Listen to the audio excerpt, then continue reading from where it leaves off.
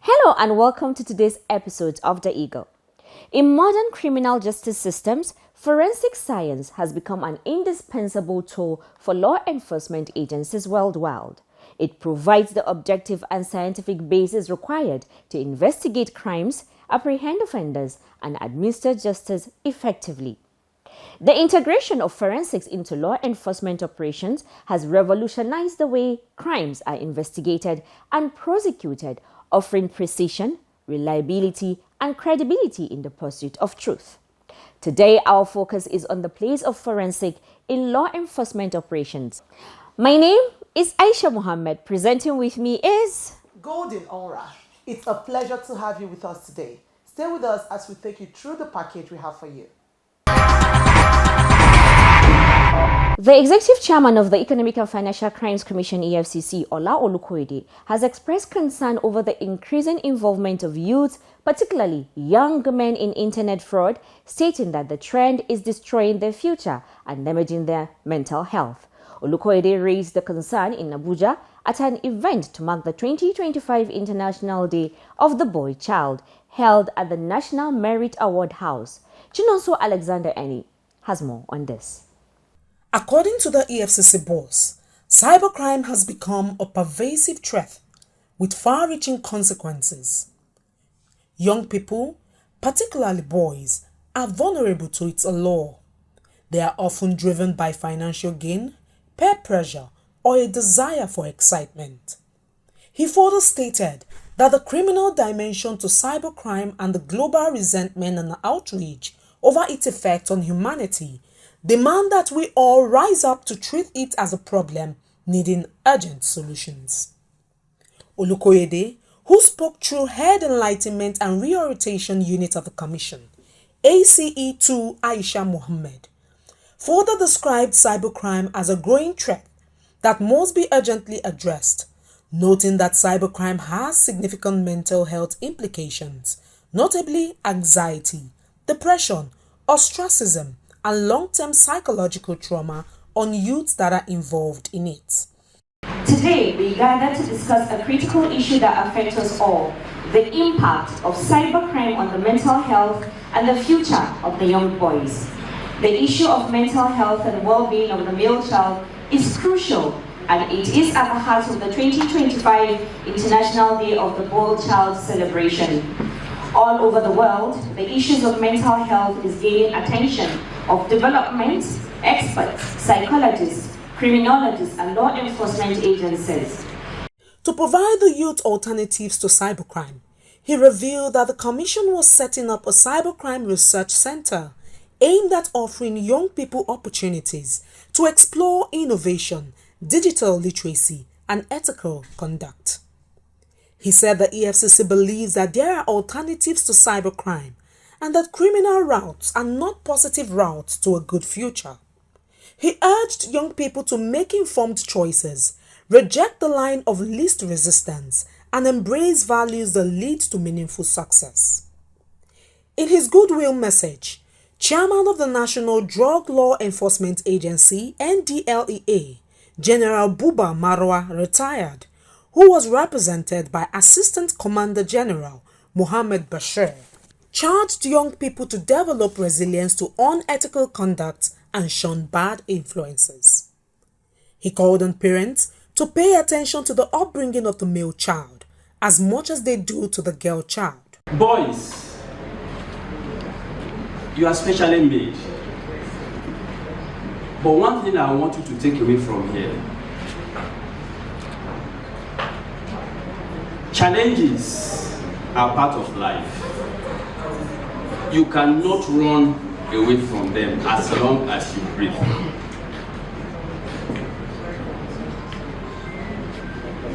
You will experience challenges in your home, in the school, within your friends, among your family members. But there is one thing that always stands you out. that resilience and be yourself. There is no easy way out to success.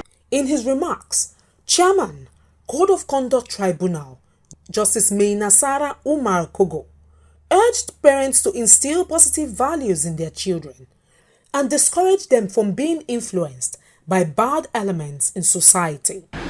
Another thing is try as much as possible to socialize the brains of our young people. By the time you allow their brains to be adulterated with very, very verbose ideas, then they will easily be matriculated into becoming bandits, into becoming Boko Haram, into becoming whatever.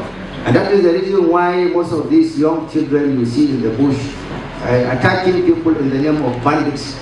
Most of them are young, small boys that because of the populous situation they find themselves, they end up in that unglorious type of trade and this. So it is important you try to instill either religious or societal discipline in them.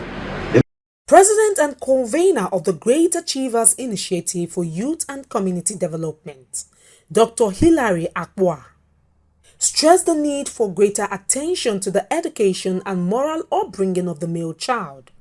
He noted that the neglect of the male child has contributed to the rise in criminality and social vices.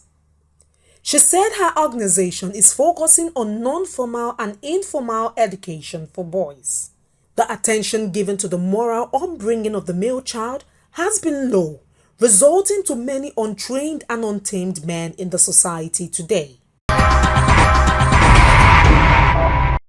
In another development, the executive chairman of the Economic and Financial Crimes Commission, EFCC, Mr. Olaolukoyede, has charged all designated non-financial businesses and professions, DNFBPs, across the country to always meet up with their obligations in the fight against graft.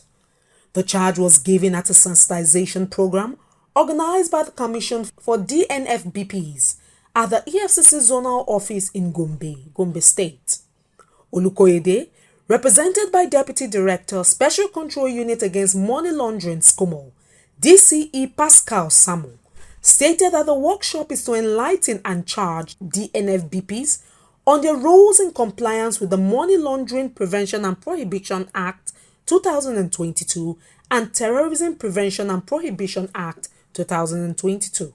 The EFCC chair added that, under Section 3, Subsection 1 of the Act, a transfer to or from a country of funds or securities by a person or corporate body, including money, service, business of sum exceeding $10,000 or its equivalent, shall be reported to the unit, Central Bank of Nigeria, and Security and Exchange Commission in writing within 1 day from date of transaction. Samu pointed out that failure to declare or false declaration to appropriate authorities is liable upon conviction to imprisonment of 2 years and forfeiture of undeclared sum. He urged the participants to meet up with their obligations in the fight against corruption by verifying the identities of customers, using relevant information and data obtained to avoid sanctions. Earlier, Acting Zonal Director EFCC, Gombe, DCE Saad Hanafi Saad, who welcomed the participants on behalf of the executive chairman, stated that the essence of the meeting was to sensitize and collaborate with the participants in the fight against corruption, adding that all hands must be on deck as ignorance is not an excuse before the law. I am Chinonso Eni, reporting for the Eagle. Similarly, the Special Control Unit Against Money Laundering SCOMO and the Nigerian Financial Intelligence Unit NFIU have deepened their collaboration through a training on compliance with anti-money laundering AML and counter-terrorism financing CFT laws for key industry practitioners in Nigeria's gaming sector. The training, jointly organized by the Association of Nigerian Bookmakers, Nigeria Licensed Lottery Operators Forum, and the Association of Casino Operators, with support from Lagos. Speaking during the program, Head SCOMO, Lagos Zonal Directorate, Assistant Commander of the EFCC ACE1, Ibinabo Amakri, provided insights on operators' obligations under the Money Laundering Prevention and Prohibition Act 2022 and Nigeria's broader efforts to improve its AML CFT compliance posture. Participants were sensitized to risk-based compliance approaches, know your customer KYC requirements, suspicious transaction reports, and emerging typologies of money laundering within the gaming ecosystem. The session also featured technical presentations and guidance from NFIU officials. The event provided a platform for dialogue, knowledge exchange, and a renewed commitment by gaming operators to adopt global best practices while also contributing to Nigeria's efforts towards exiting the Financial Action Task Force FATF grey list. The training marks a significant milestone in fostering regulatory awareness and operational readiness among gaming industry operators in line with national AML CFT priorities. Justice O.A. Okunuga of the Lagos State High Court sitting in Ikeja has convicted and sentenced one Ajanaku Oluwatomilola to 3 years imprisonment for 14.5 million naira fraud. The convict was rearranged by the Lagos Zonal Directorate 2 of the Economic and Financial Crimes Commission EFCC on April 14, 2024 on a 6-count charge bordering on stealing, obtaining money and property by false pretense and retention to the tune of 14.5 million naira.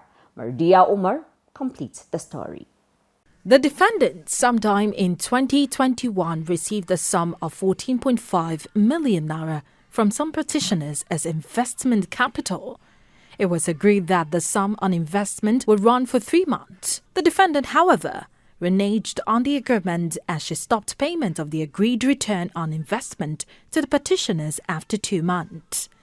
Investigation revealed that the defendant did not have a license to conduct capital market operations or call for investment from the members of the public. One of the counts reads that Ajanaku Oluwatomilola traded under the name and style of Iyenigodi Signature sometime in 2021 in Lagos within the jurisdiction of the Honourable Court with intent to defraud, stole and dishonestly and converted to her own use the sum of 5 million naira of property of One True Talk Telecom Services, thereby committed an offence of stealing contrary to Section 280 and punishable under Section 287 of the Criminal Law of Lagos State 2015. The defendant pleaded not guilty to the charges preferred against her, thereby leading to her full trial. During the trial, the prosecution counsel F. Ofoma called for witnesses, including Christopher Ame, an investigative officer with the EFCC and the petitioners.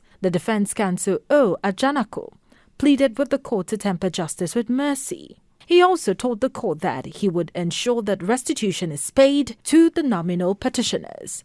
Delivering judgment, Justice Okunuga found the defendant guilty on 3 counts of stealing and sentenced her to 1 year imprisonment on each of the counts. She was, however, discharged of the counts of obtaining money and property by false pretense and retention. The judge also ordered her to make restitution to the petitioners to the tune of 6 million naira.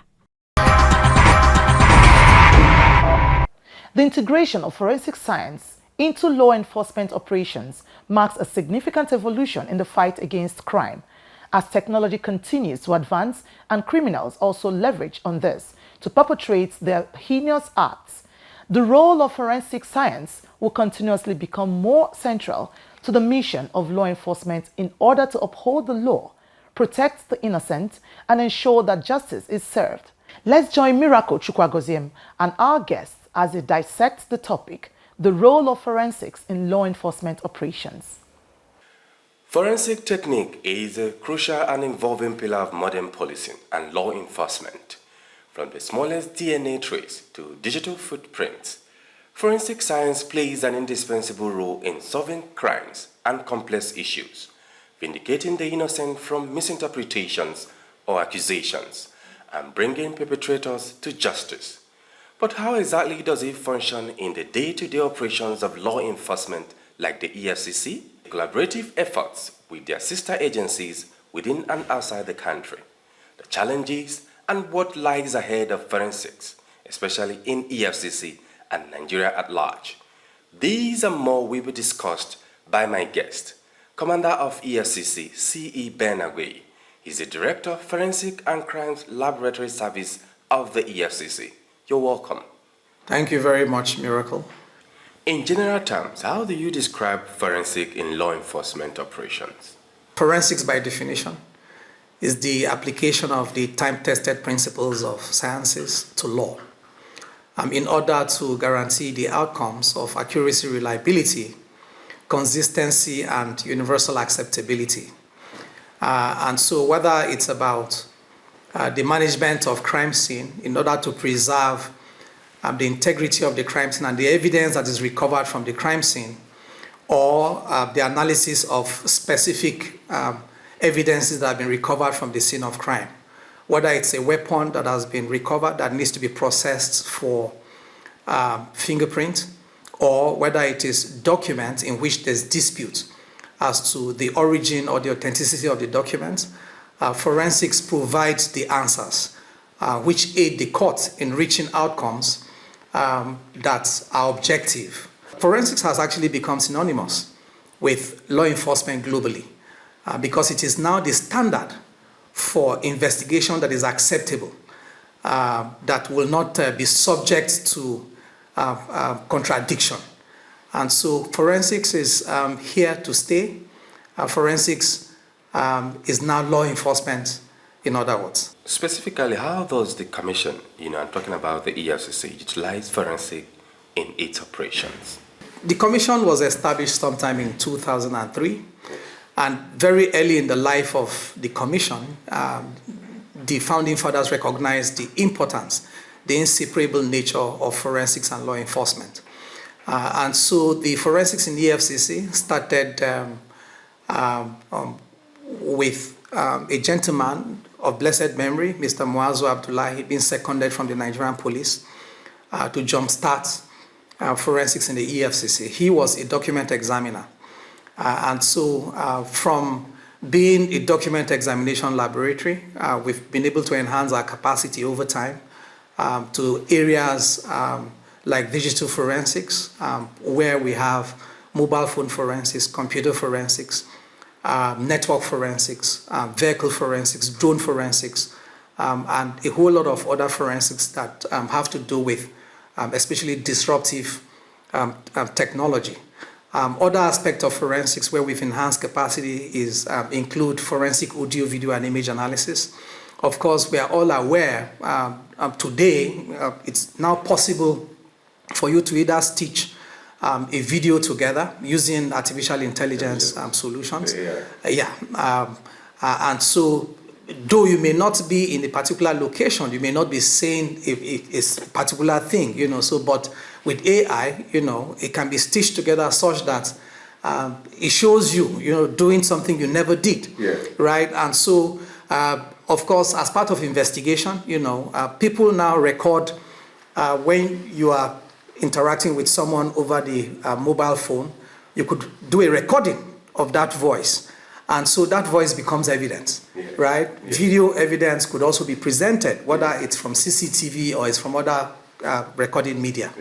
And so that type of evidence will need not only to be authenticated, but to be analyzed to ensure that that evidence is not stitched together. So that's where forensic audio, video, and image analysis comes in. For instance, you recall that in Nigeria you could have 1, 2, or 3 people, or even more, bearing similar names. And so how do you differentiate between a certain John Maxwell from another John Maxwell? Okay, so it is by taking identity information of this suspect that you can identify one John Maxwell from another John Maxwell. And so fingerprint helps us to do that because there are no 2 people that share the same fingerprint. So they also are responsible for managing scenes of crime, as I mentioned earlier. We also have forensic document examination, which I also mentioned earlier. And in forensic document examination, what we do there is handwriting signatures and, of course, the analysis of security documents like currencies like international identity documents like passports, driver's licenses, amongst others. So we add value to whatever evidence is in dispute, in the course of investigation as far as documents are concerned in the forensic document examination section. Recently, the chairman graciously opened one of our labs again in Port Harcourt because the EFCC is responsible for the investigation of the illegal bunkering of our crude oil resources.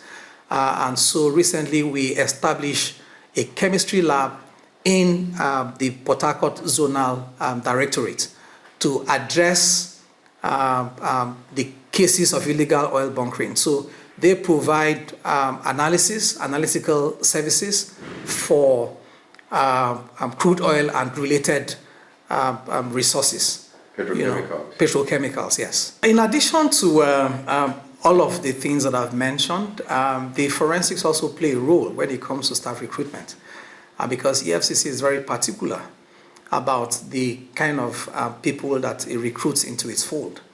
And so whether it's about the authentication of certificates that are presented at the point of recruitment, or whether it's about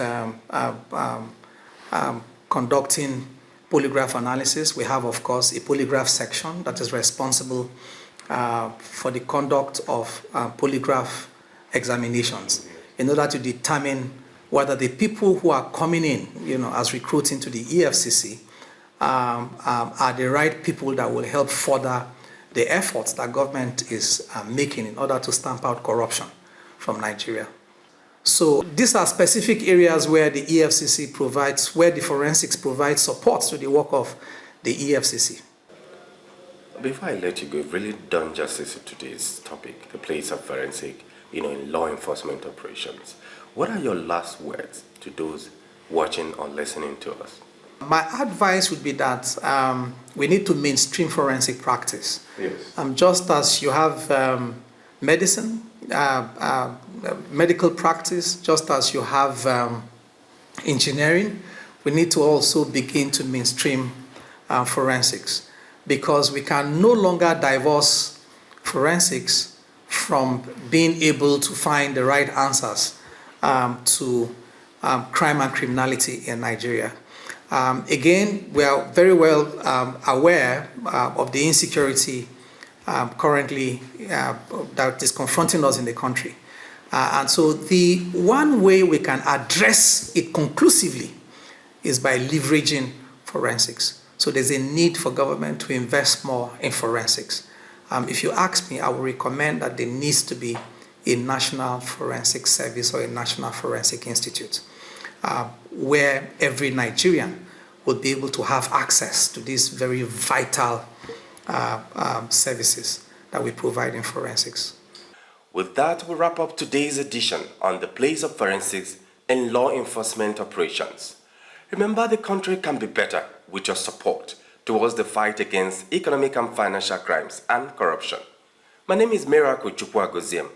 Back to the studio for the rest of the program.